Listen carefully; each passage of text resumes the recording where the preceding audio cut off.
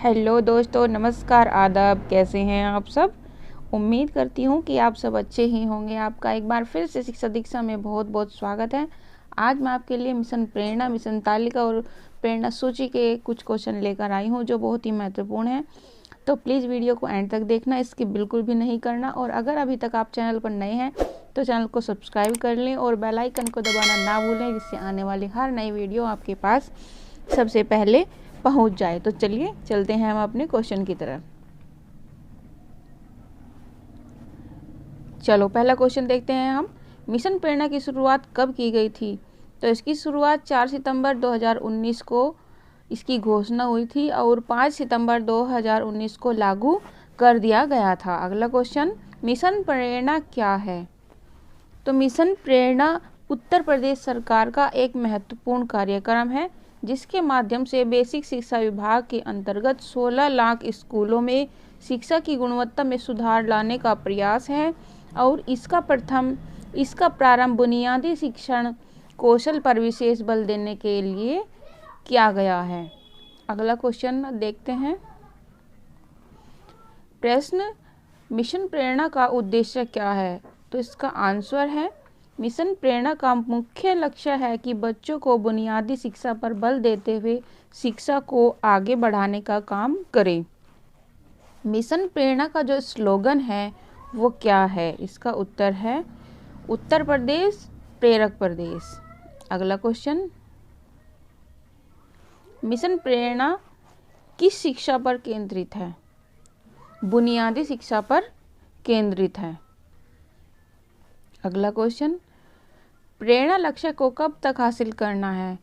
तो जो प्रेरणा लक्ष्य को हासिल करने की का ईयर था वो 2022 था, पहले 31 मार्च 2022, लेकिन अब वो 2023 कर दिया गया है। तो इसे यहाँ पर आप 2023 लिख लें और ये भी याद रखें कि पहले 2022 तक था और अब 2023 तक कर दिया गया है।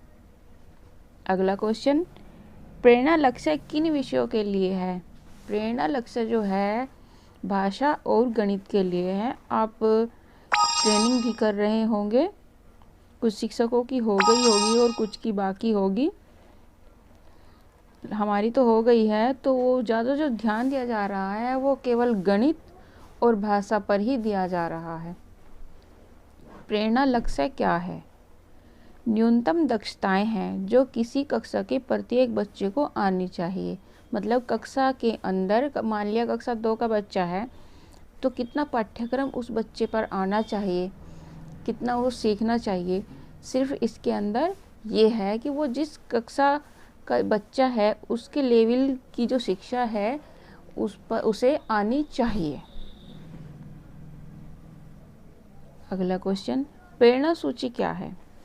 प्रेरणा सूची में कक्षा 1 से 5 तक की प्रत्येक कक्षा की हिंदी व गणित विषय के उपविषय तथा उनकी संगत दक्षताएं दी गई हैं। अगला क्वेश्चन, प्रेरणा लक्ष्य किन कक्षाओं के लिए है? तो प्रेरणा लक्ष्य कक्षा 1 से 5 तक के लिए है। कोई भी विद्यालय प्रेरक विद्यालय कब कहलाएगा? जब सभी छात्र प्रेरणा लक्ष्य को हासिल कर लेंगे। और प्रेरणा ब्लॉक, जब पूरे ब्लॉक के सभी विद्यालय प्रेरणा लक्ष्य हासिल कर लेंगे उसे कहा जाएगा प्रेरक ब्लॉक। और प्रेरक जनपद जब कहा जाएगा जब पूरे जनपद के सभी ब्लॉक प्रेरणा लक्ष्य को हासिल कर लेंगे। और जब सभी जिले प्रेरणा लक्ष्य को हासिल कर लेंगे तो फिर प्रेरक प्रदेश बनेगा।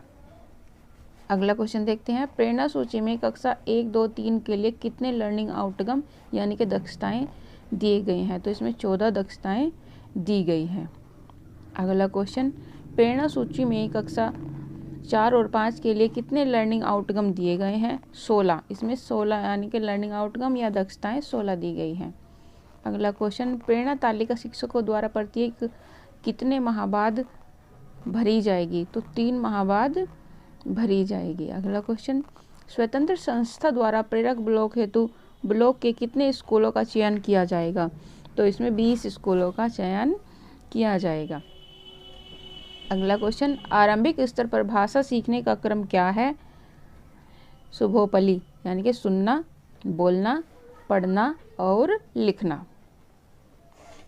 गणित सीखने सिखाने का क्रम क्या है? अनुभव, भाषा चित्र या संकेत। अगला क्वेश्चन, सीखने की प्रक्रिया किस चरण से होकर गुजरती है? इसका सही उत्तर है अनुभव, चिंतन, अनुप्रयोग, समेकन।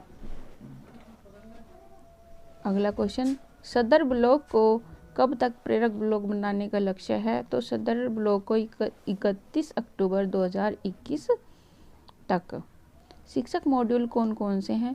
शिक्षक जो मॉड्यूल हैं वो 3 हैं, आधारशिला, ध्यान आकर्षण और शिक्षण संग्रह।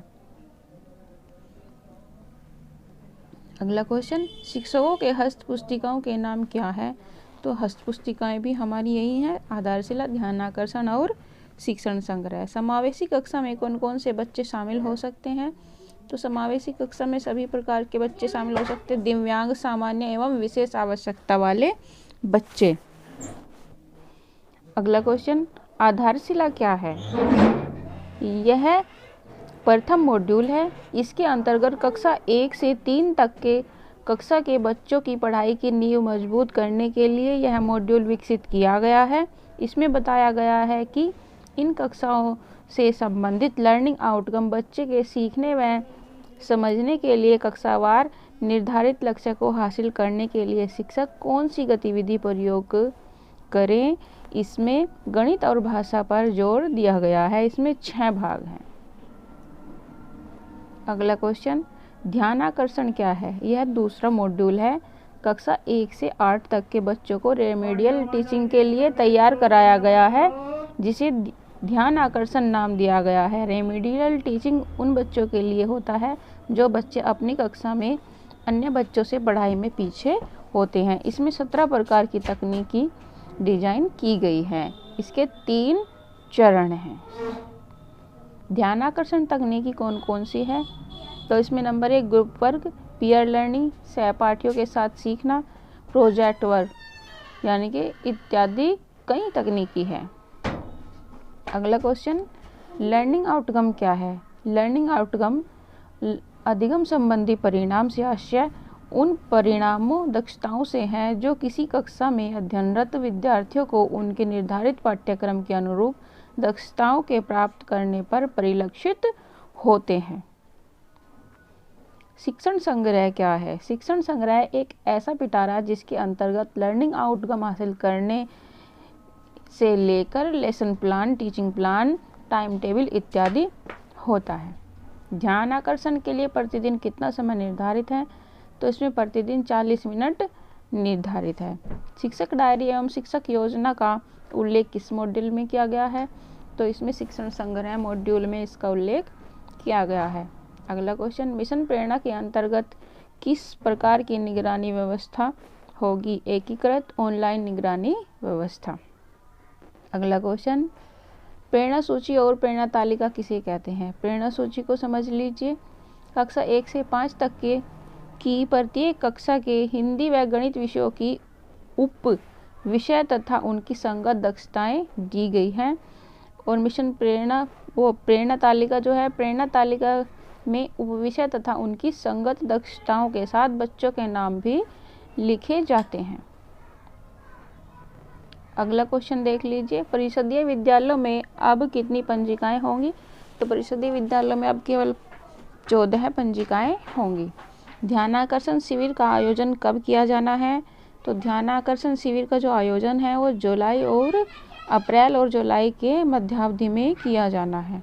आधारशिला में किस बात पर बल दिया गया है? लर्निंग आउटकम पर बल दिया गया है। अगला क्वेश्चन, गतिविधियां कितने प्रकार की होती है? तो गतिविधि 4 प्रकार की होती है। ध्यानाकर्षण मॉड्यूल में अंतिम तकनीकी कौन सी है? प्रोजेक्ट कार्य। ध्यानाकर्षण का प्रथम चरण कौन सा है? आरंभिक परीक्षण। आरंभिक परीक्षण में कुल कितने प्रश्न होते हैं? प्राथमिक स्तर पर 15 और उच्च प्राथमिक स्तर पर 25 क्वेश्चन होते हैं। वर्तमान में शैक्षिक सत्र 2020-21 में ध्यानाकर्षण कितने दिनों तक चलेगा? पूरे सत्र चलेगा भाई। आपकी शिक्षक डायरी में कितने भाग हैं? तो इसमें 5 भाग है। बेसिक शिक्षा विभाग में शारदा किससे संबंधित है? ड्रॉप आउट बच्चों से संबंधित है शारदा एक्ट। आकलन के मुख्य रूप से कितने तरीके होते हैं? मौखिक और लिखित केवल 2 तरीके होते हैं। शिक्षण संग्रह को कितने भागों में बांटा गया है? तो इसके 6 भाग होते हैं। प्रेरणा तालिका को किसके द्वारा प्रमाणित किया जाता है? प्रेरणा तालिका को प्रधानाध्यापक या इंचार्ज अध्यापक के द्वारा प्रमाणित किया जाता है। प्रेरणा तालिका में एक साथ कितने बच्चों के नाम अंकित किए जाते हैं या किए जा सकते हैं? तो 30 बच्चों के नाम अंकित किए जा सकते हैं। NAS का पूरा नाम क्या है? नेशनल अचीवमेंट सर्वे। ई पाठशाला का पेज 2 कब प्रारंभ हुआ? 21 सितंबर 2020। मिशन प्रेरणा के लक्ष्य कितने भाषाओं में प्राप्त किए गए हैं? तो यह केवल हिंदी में प्राप्त किए गए हैं। आपने दीक्षा ऐप पर ट्रेनिंग ली है। दीक्षा का फुल फॉर्म क्या है? Digital infrastructure for knowledge sharing. Digital infrastructure for knowledge sharing. ELPS का फुल फॉर्म क्या है? E से एक्सपीरियंस यानी कि अनुभव, L से लैंग्वेज यानी कि भाषा, P से पिक्चर यानी कि चित्र, S से सिंबल यानी कि संकेत। ERAC का फुल फॉर्म क्या है? E से एक्सपीरियंस, R से रिफ्लेक्शन, A से एप्लीकेशन, C से कंसोलिडेशन। प्रश्न बाला क्या है? भवन अधिगम सहायक के रूप में। Building as learning aid. AO या LG क्या है? Expected outcome, actual outcome, learning gap. Learning gap से क्या समझते हो? EO और AO के अंतर को लर्निंग गैप कहते हैं।